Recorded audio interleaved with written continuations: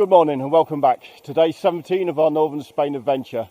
Today we're up early. We normally might have been to do an activity because we want to get down into this parking area early and get parked up. Now where we parked last night, the recreation area about 2 kilometres out of Proatha, we had a good night's sleep.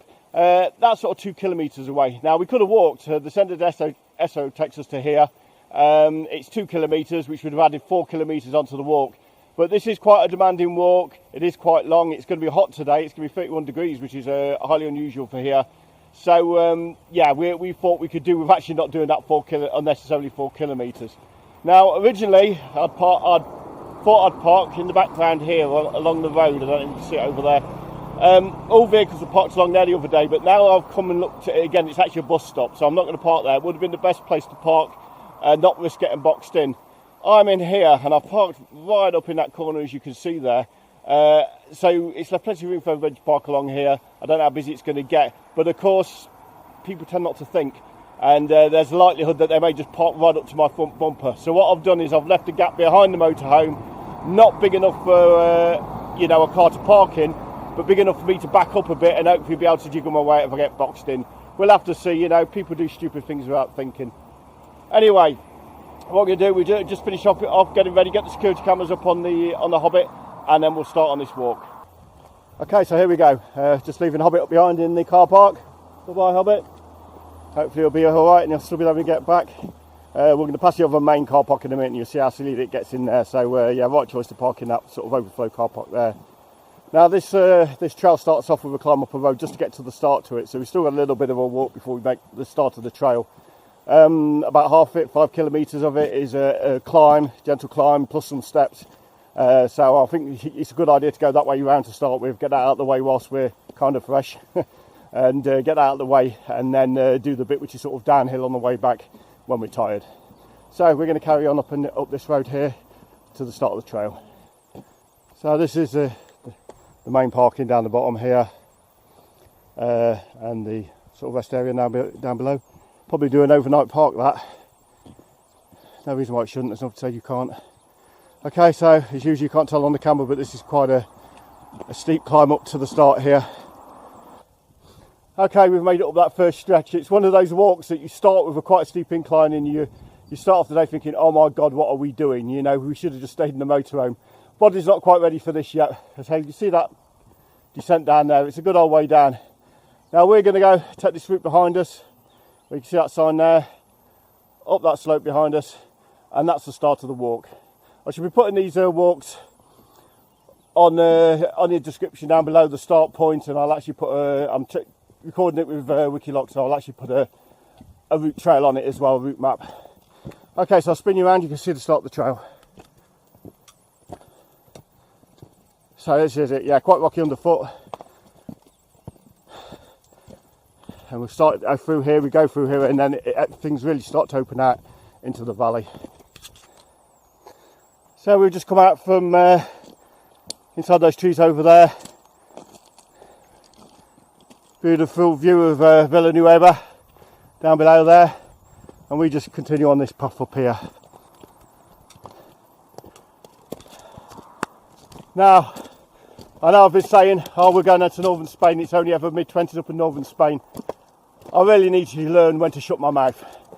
2 days ago, 29, yesterday 30, today's going to be 31, before it finally drops back into the mid-20s again, but probably not the best day for a walk, but we've been cooped up in the motorhome for a couple of days, and it's a case of, look, we really need to get out, so this is why we're a bit earlier than we normally might be, and we're getting on with the walk, hopefully to get the worst of it done before it gets too hot.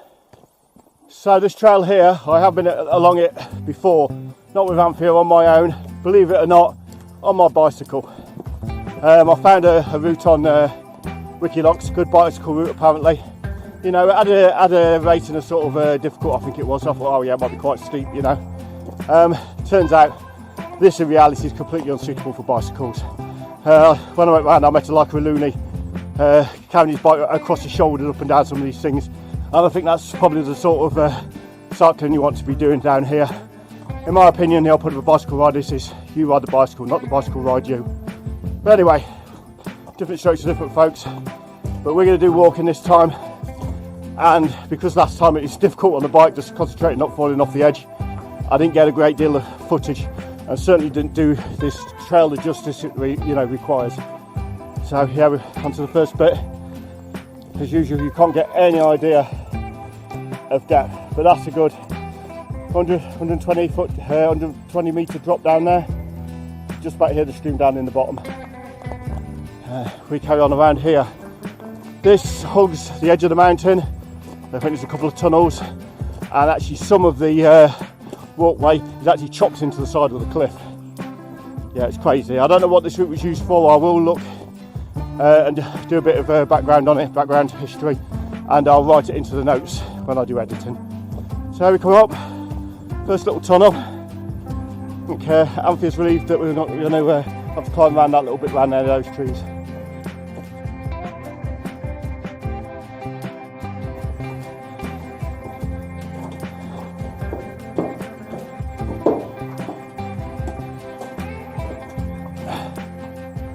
There we go, we're out. And I don't know, should be able to follow it on camera. There goes the trail all the way ahead, round that bend and then up ahead, behind that bend in the distance there. So we come up to the first bend here, which you just saw a minute ago from the tunnel. I'll climb up this a little bit, but not too much stunt work. Yeah. See the tunnel over there. And then just below there you can see the black car just going into the car park, the bus stop where we parked Hobbit, and of course Villa Nueva there in the background. So we're going to come around here, jump back down off here without injuring myself, and we're going to carry on around here, around that trail, and up that next section all the way up there. Again, we're getting higher. I'll stick you over the side there. That's a long way down.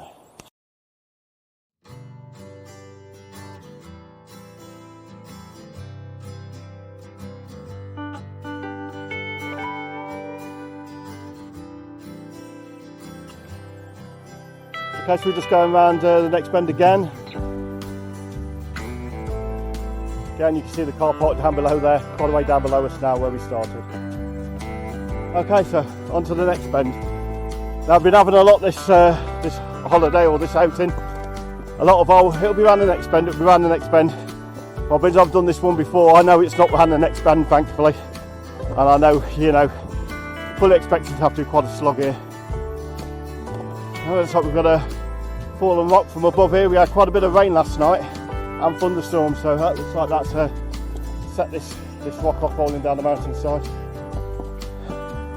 Okay, so we continue on along, all the way around there. You can probably see a bit of wooden fencing there. And we're going right up to that bend there, which is going to give us our perfect drone shot, I think. Zoomed in there a bit. Quite dramatic, that strip of rock there coming down the mountainside. Yeah, just a complete ridge all the way down and sort of all the rocks sliding down the edges. I don't know if there's mining going on here and that's what that is, I don't know. So this seems to have leveled out a little bit, just into a gentle long incline upwards now. We're still struggling with that sort of first sweat in the morning, the shock to the body where you sweat profusely and then you sort of rest into it, and then it's, your body starts to acclimatise to the temperature and the exercise. We're still working our way through that at the minute. I'm struggling.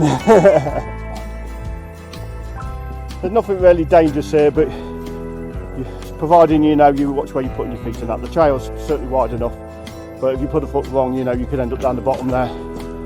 So you really need to be focusing on what you're doing and not filming YouTube videos.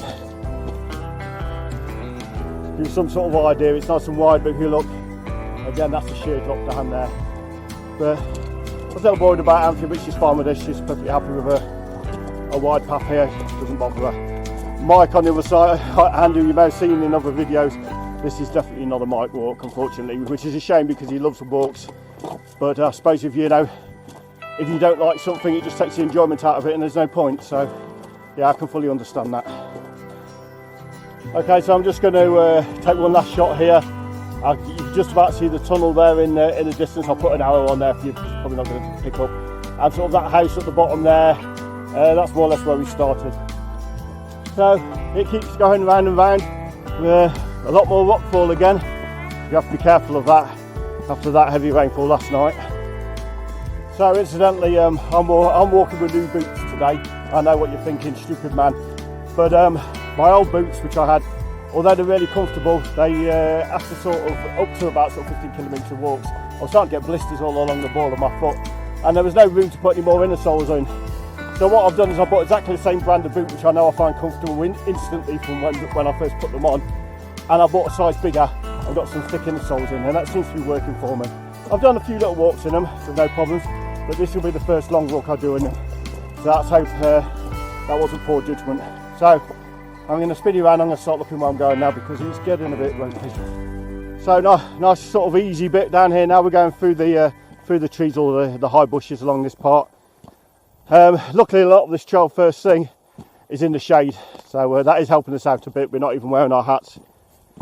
I'm probably not going to hang around through here though, because like I said, we've forgotten the bug spray.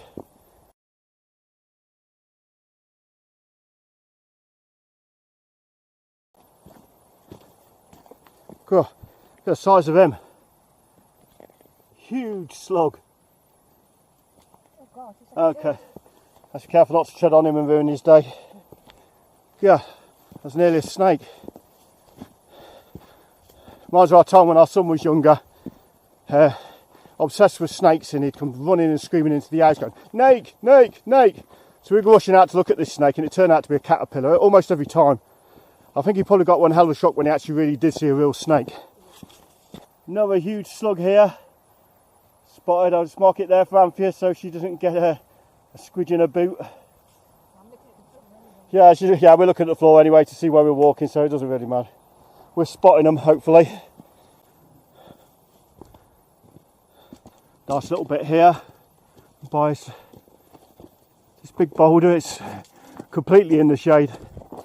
There's not a lot of bugs, so there's a few, you know, but it's not bad. I think I've mentioned before in videos, you know, I watch YouTube videos, there's people who are actually swarming around their heads and all up their arms and everything, and I'm just sat there left thinking, where's the fun and the enjoyment in that? I just don't get it, you know.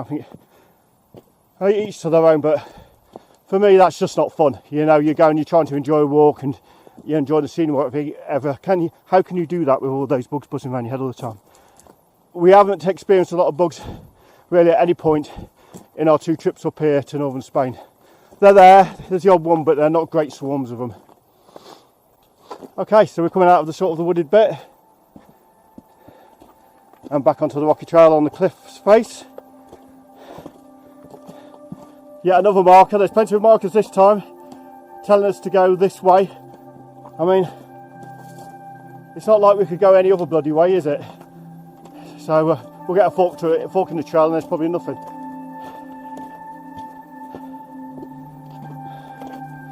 Right, we can't be far off my drone point, but I've only been up here once. It's been over a year, so see if I remember rightly. Just going to give you another quick viewpoint. That's the path we've come, and that was a bend ages ago down there. We've completely lost sight of everything down below now, and we're way up the trail, and it still goes on and on.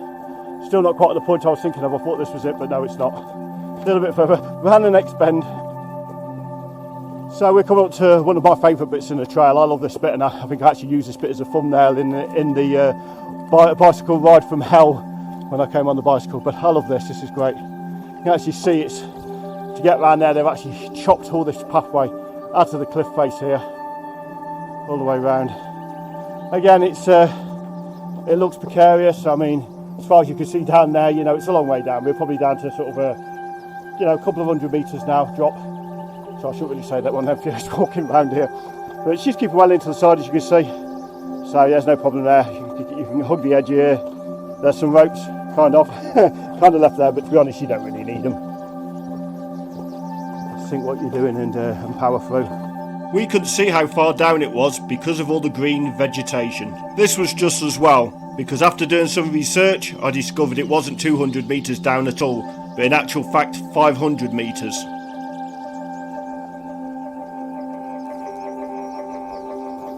Yeah, that's brilliant. We're going to go actually up to the next one because there's another one, and that's where we're going to do the drone footage, to hopefully give you some sort of perspective of, you know, what it's like. Yeah, this bit's truly beautiful. Look at this. Stunning.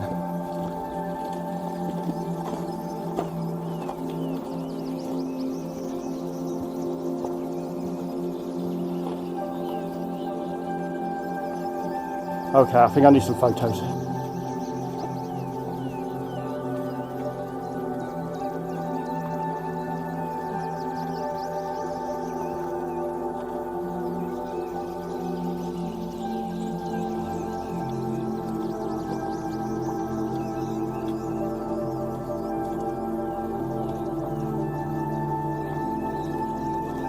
You sure you want me to fall whilst I'm filming?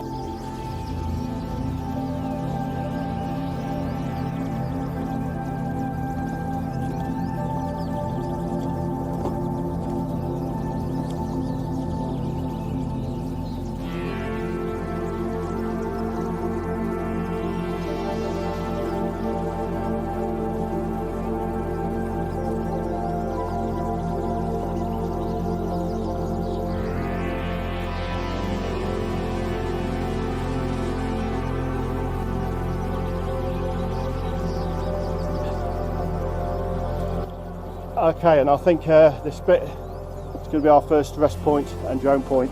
We got up here early by this sort of trail standards, 9:30 we left, because people really start off about 11 at the earliest, so it gives us a chance to ourselves and you know, certainly don't endanger anybody else with drones and things like that.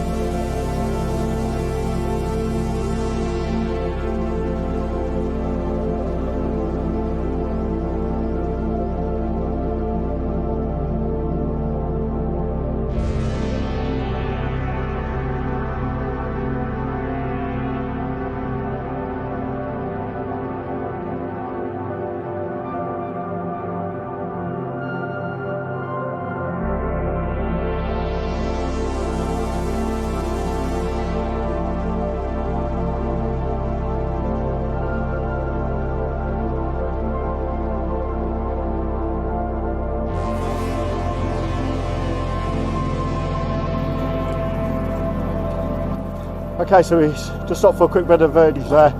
It even looks spectacular on the screen, which it normally doesn't. It normally looks nothing on the screen, then when you get up on telly it looks great. I can't wait to see what it's like on television. It's going to be spectacular. Anyway, people are starting to catch us up on this trail. We just had a lad, bloke and his son walk by, and there's another couple catching us up, so we're going to get moving. It's not busy by any means. I mean, you can hardly call 40 people on the trail busy, but it will start to get so, I think.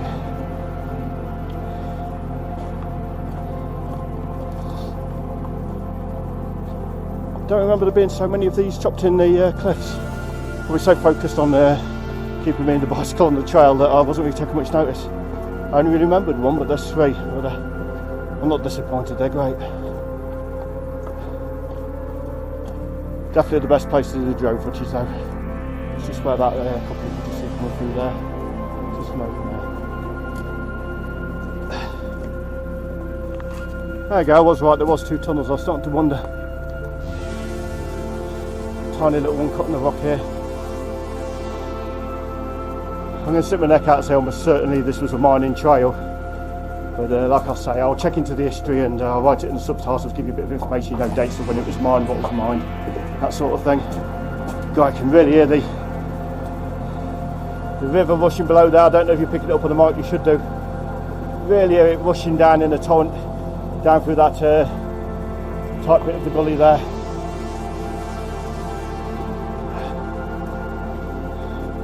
Okay, so we're past that bit, you know, that first hot sweat, that first bit where your body's saying, oh my God, what the bloody hell are you doing to me?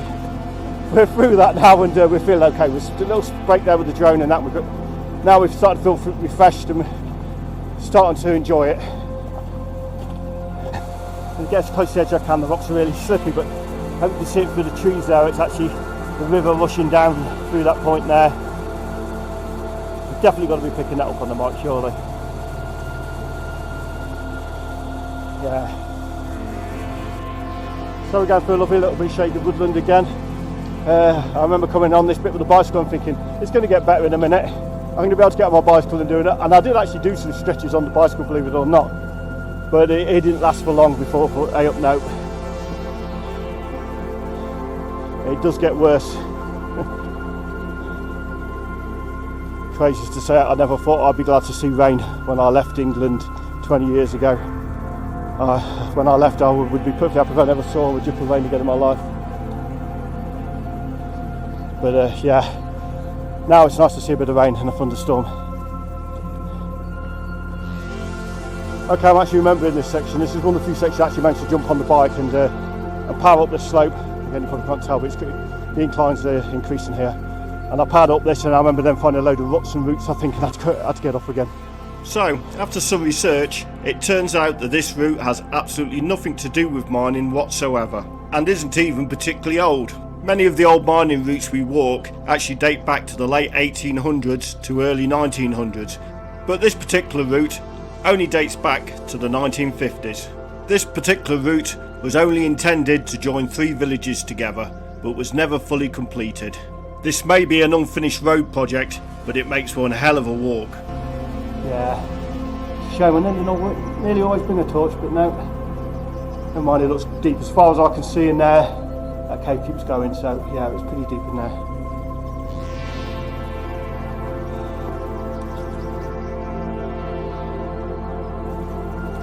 And so we're walking on a descent back off this hump again. I'm pretty sure we come to a little wooden bridge over the stream in a minute. Just round that corner. Yeah, we have to be super careful down here. It's really slippy, the rocks are polished and they're damp. So yeah, we're just taking our time. That's it, we're just climbing back out the sort of the wet bit down there. We had to sort of stepping stones through it. Yeah, it's really damp underneath here. But I think we're about to cross in a bit, and then we're going to start climbing up a actual concrete path. Don't look it, but it's well dicey in here. Anthea's just let me go in front to see where I put my feet and see how that works out for me before she has a go. Yeah, but it's quite treacherous. It's almost, you know, like ice on these stones.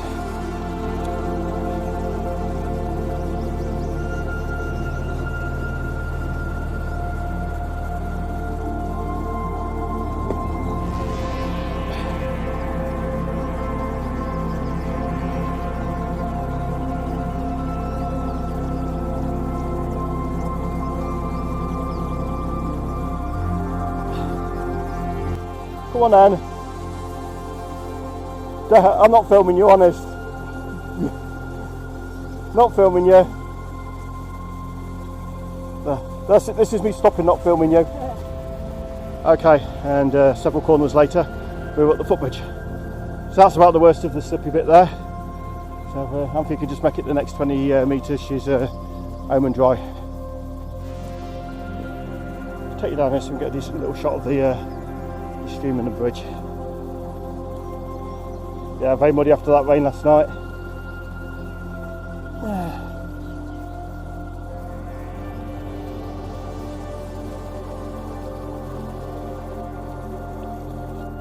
Okay, into the bridge. Yeah, I've got some rubber mat and I'll stop people from slipping. Yeah, it's a good idea. I mean, you can understand why the trail isn't maintained. I mean, you'd have to lug all the materials down here by hand, you know. It's bad enough walking it without taking sacks of gravel and things down here. Yeah, you can't blame them. Okay, so now things start to get a little bit more civilised. We've got this path. I seem to remember this is I had a little ride down in my bicycle last time. It was a little one though. And also some sort of old mill by the looks of it. It's a millstone embedded in the wall actually there. Yeah, it looks like an old water mill. Lovely little spot.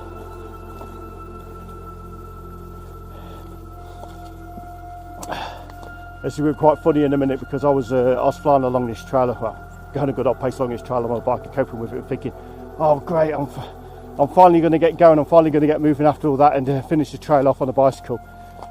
Wait and see what comes up in a minute.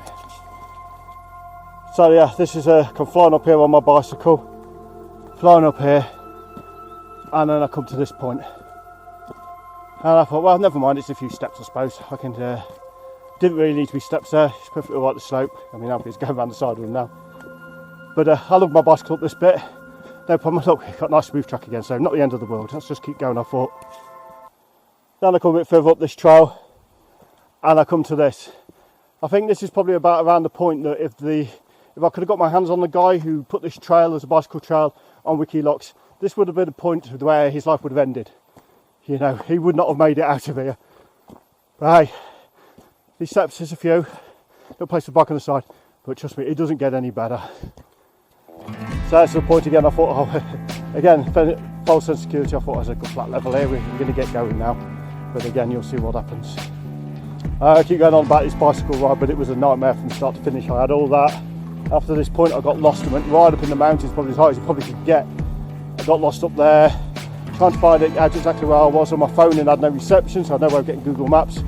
So in the end, I just had to sort of take the only road out along the road until I picked up a sign, which I recognised, and I finally managed to get it back to the motorhome in the rain on my last bar of battery. So yeah, it was one of those points where I thought, oh my god, I'm never going to make it back.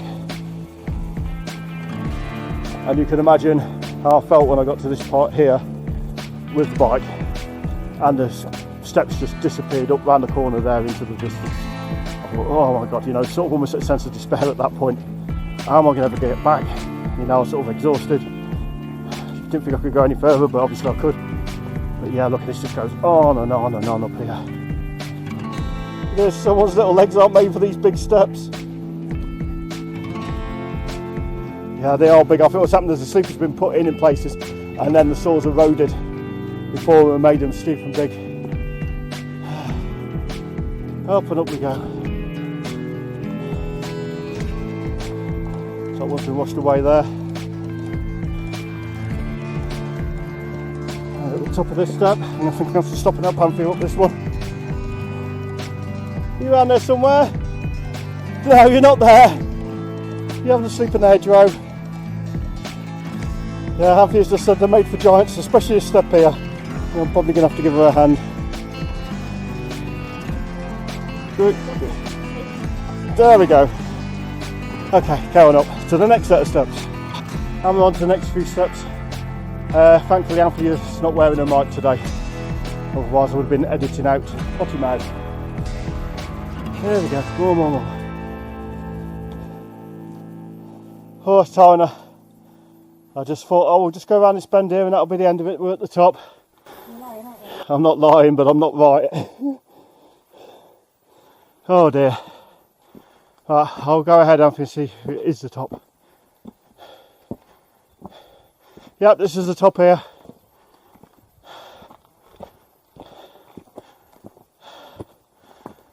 And we're there.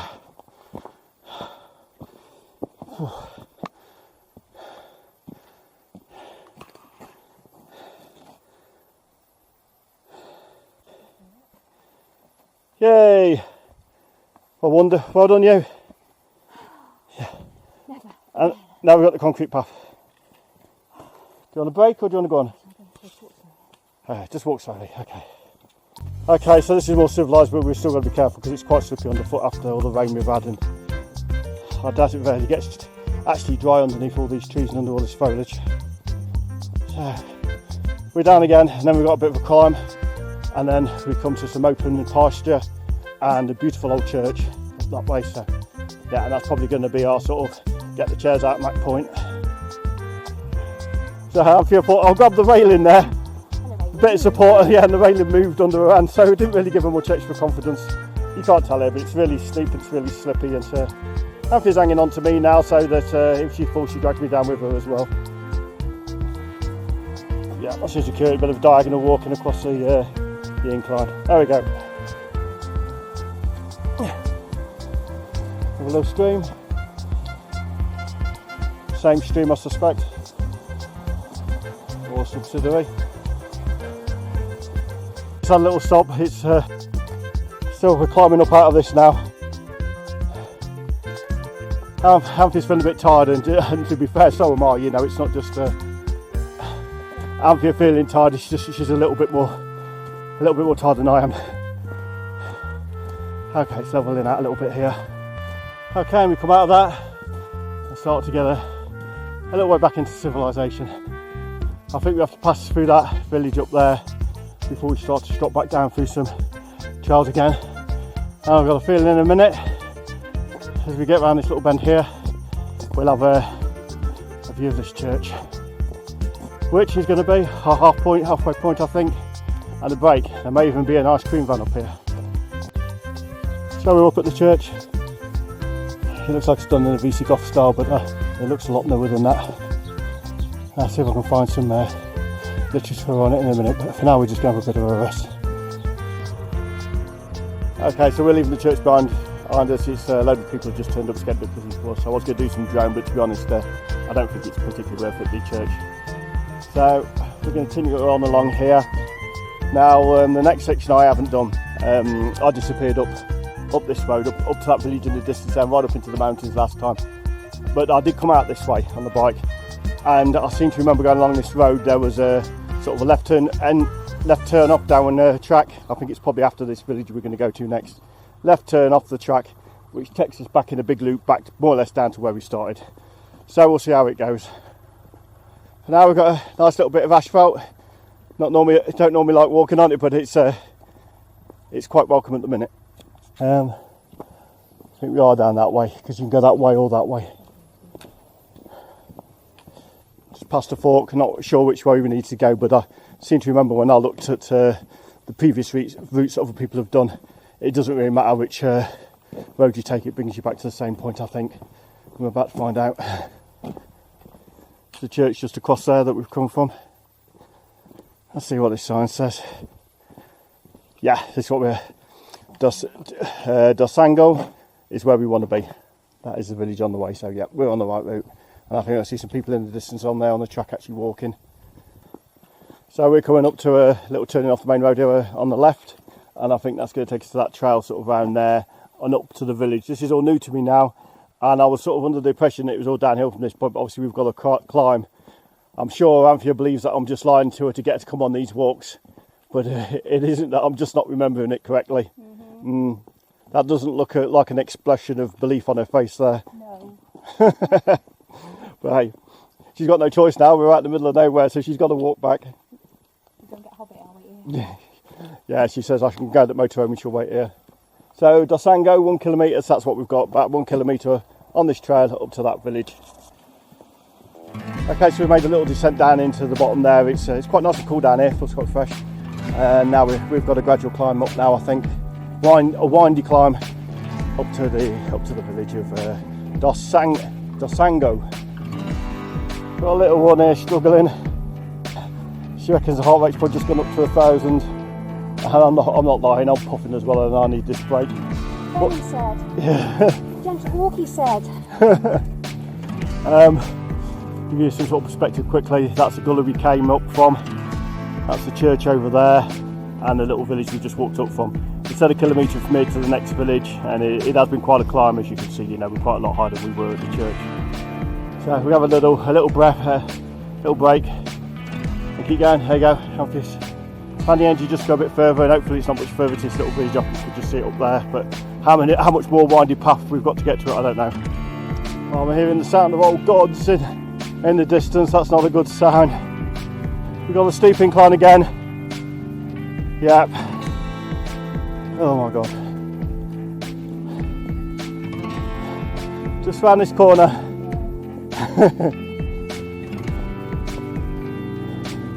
In my defence, I've never walked this route. I don't know. I didn't know, honestly. Okay, so we've just come from there. Looks like we're hitting the edge of the village here. Beautiful little house here. A little bit of an upcline taking us up to the main bit, I think. But we can't be far off. We've got a V in the road or something. Let's see if we've actually got a sign. Okay. We've got a fork in the road here. That was like going to someone's gateway actually, so. But it's still a place where you could actually do with a little sign, a pointer. Any amount of signs going up the gorge when you've really got no choice, then you're going the right way. But when there's some doubt, you know, as to what direction to go to, there seems to be sort of an absence of signs telling you. So we're plodding on, really quite a steep incline we're going up now here on the road. Hopefully it's all downhill after this, that's what I'm thinking it's going to be.